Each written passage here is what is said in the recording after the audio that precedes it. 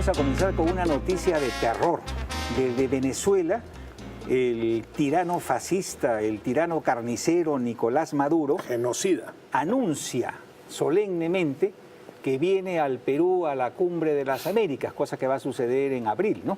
Y a la Cumbre de las Américas, cuya temática fundamental tiene que ver con la gobernabilidad democrática y con la lucha contra la corrupción. ¿Se imaginan ustedes a Nicolás Maduro hablando de gobernabilidad democrática y de lucha contra la corrupción? Ya pues, ¿no? O sea, eso es una ofensa intolerable a todo demócrata, es una ofensa intolerable al sentido común, a la decencia. La Cancillería tiene que encontrar una forma de decirle a este señor que no es bienvenido en el Perú, ¿no? Y si no lo hace la Cancillería, se convierte el gobierno peruano en cómplice de eso, o por lo menos de la afrenta que significa para todos los demócratas. La marcha y las banderas a este mamarracho. Es increíble, ¿no? hombre. Yo creo que independientemente de cuál sea la decisión que tomen, este hombre es un neocomunista, es un enemigo de la democracia. El neocomunismo es estos sistemas extraños que hay en algunas repúblicas de la ex Unión Soviética, donde permanece un dictador a cargo indefinidamente, ¿no? Y entonces, naturalmente, es un gobierno que de democracia tiene solo la apariencia. Ha develado un motín de un policía que había hecho un ataque al Tribunal Constitucional, pero no entregan los cuerpos, han matado a todo el mundo, en fin, entonces naturalmente hay una situación desesperada y una inflación nunca vista en América Latina. Ha superado a la Argentina, ha superado al Perú en la segunda mitad. ¿A la peruana ya? Sí, está en 400.000.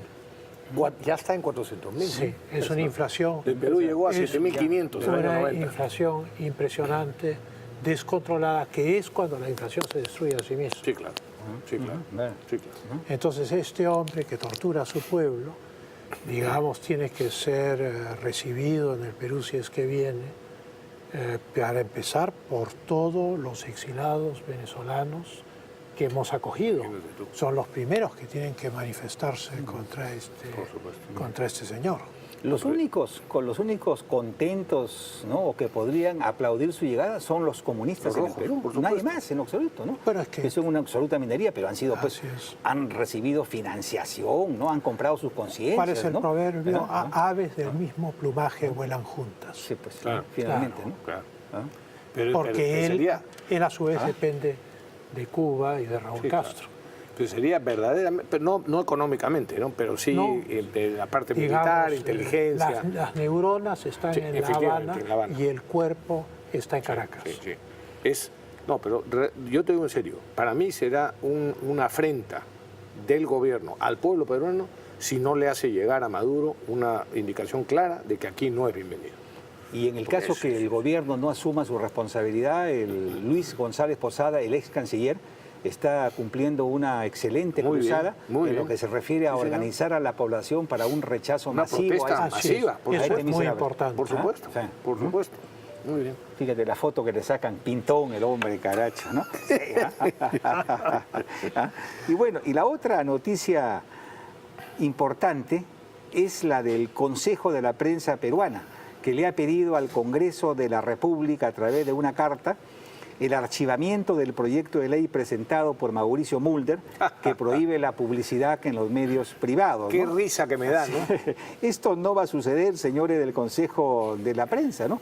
Pues hay una convicción en el Perú que esta dependencia de la empresa privada con la publicidad estatal, lo único que crea es una prensa mermelera, controlada y corrupta, ¿no? Por supuesto. Así que, sin duda, no va a haber algunas modificaciones a este proyecto, ¿no? Pero en lo esencial tiene que mantenerse, ¿no? Es hora de acabar con esta corruptela, ¿no? Por supuesto, y ahí que ya podrán, espero que continúen en esa línea los parlamentarios, porque ya podrán reclamar 400 veces el Consejo de la Prensa Peruana que para estos asuntos que le afectan su bolsillo o el bolsillo de sus miembros, sí protestan, pero en cambio toda la falta de responsabilidad que cometen los medios de comunicación y el daño enorme que le hacen al Perú, ahí no dicen absolutamente nada.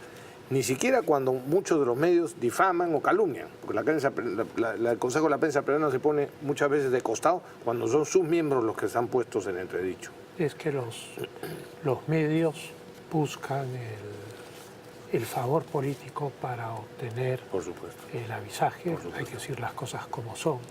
Y es esa manipulación a través de toda una sociedad la que constituye el cáncer que nos está destruyendo. Exactamente. Sí, correcto. A ver, esta es otra noticia. ¿Qué hacemos con Susana Villarán? A ver, Rafael. Ella dice que gastó en publicidad para la campaña del no a la revocatoria 1.400.000 soles. Sin embargo, según la información de Ibope Media, el importe a favor de diversos medios de comunicación, sin contar paneles, ¿no?, fue de alrededor de 4.800.000 soles, con lo que más de 3 millones de soles no tienen cómo ser justificados, ¿no? Sin embargo, en este tema, los medios andan muy lentos, cuando dan la noticia la dan muy pequeña y en la Fiscalía caminan pues a paso de tortuga, ¿no? Es así, ¿no? En otros casos sí, Pues son sus amigos. corren a 100 por hora, ¿no? Pero aquí van lento, ¿no? Y la primera sala penal de apelaciones revocó la orden de 18 meses de prisión preventiva contra los ex empresarios y socios de Odebrecht, Fernando Camé Piscone, José Castillo Dibós. En el caso de Gonzalo Ferrero Rey, exgerente de Graña y Montero, declaró infundado el requerimiento de prisión preventiva en su contra, disponiendo que también pase a comparecencia simple. Recordemos que la Fiscalía los acusa de haber participado en el pago de las coimas, de la famosa coima de $20 millones a Alejandro Toledo.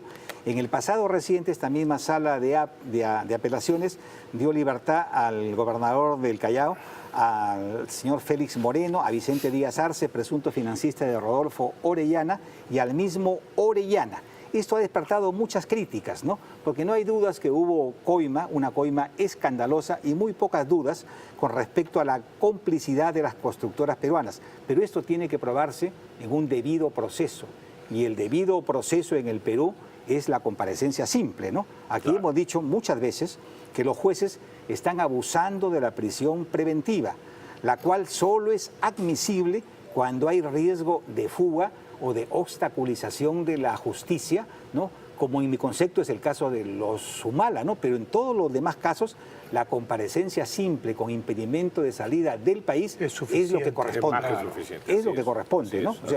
Así es. Oye, yo en el tema de, perdona que toque este tema porque todavía está ahí la protesta o la pretendida protesta, porque ha pasado desapercibida, francamente, la otra marcha en contra del indulto a Fujimori, que no tuvo mayor impacto, ¿no? Pero aquí tengo unos cuantos recordatorios que le pido a la producción que los ponga. Estos terroristas, por ejemplo, estuvieron condenados a cadena perpetua, pero sin embargo en el gobierno de Toledo se les rebajó la pena de cadena perpetua a 25 años de prisión, algunos de los cuales ya salieron libres, por ejemplo Marta Guatay, ¿no? Pero para mencionar los nombres: Isidro Dávila Torres, Jorge Carrillo Román, José Castillo Bellido, Marta Guatay, como he mencionado, Jorge Bellido, Enrique Pineda, Alejandro Torres, Esteban Velázquez. Contra estos y muchos más a los que se le rebajó la pena o se les... o que se les conmutaron las condenas, no hubo ahí sí ninguna protesta, indultos en algunos casos, no hubo ninguna protesta, ¿no? Yo quisiera añadir una cosa. Sí. Se ha entrevistado a los familiares, con razón, del caso Barrios Altos, sí, o del caso de la Cantuta, pero nunca la prensa ha entrevistado a los familiares de los policías y soldados asesinados por Sendero Luminoso desde 1980. Yo recuerdo un momento en el cual ya a los políticos no les interesaba, no iban ni los ministros a los entierros.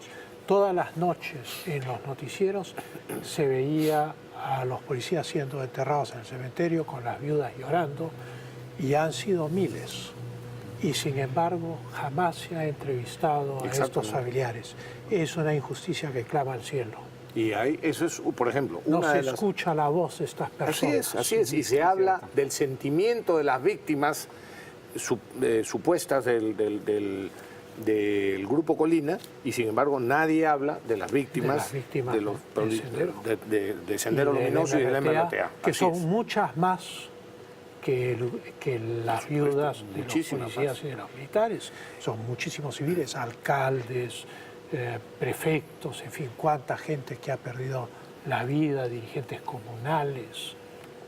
En fin. Y quiero aprovechar para hacer otra denuncia, porque tampoco se protestó cuando al terrorista, aquí está su nombre, Gerardo Saravia López de Castilla, condenado por sus vínculos con Sendero Luminoso, lo indultaron, ¿no? Porque le dieron un indulto humanitario porque sufría de diabetes. Por eso, ahí está la foto de ese hombre. Claro, hoy trabaja nada menos que en la ONG IDL, ¿no? Es el editor general, o lo era hasta hace muy poco. Y encima, y esta es la denuncia fundamental que quiero hacer, que no solamente lo indultan por tener diabetes a un señor condenado por terrorismo, sino que encima lo contrata el gobierno. Y nada menos que en el sector educación. Ahí tienen ustedes la nota de transferencia económica. 9.000 soles le han pagado para el programa de educación básica para todos, el año 2016. Fíjate pues, si seremos irresponsables y las incoherencias que se llegan a ver en nuestro país. Tenemos que hacer una pausa, ingeniero. ¿Tan rápido? Vamos a la pausa.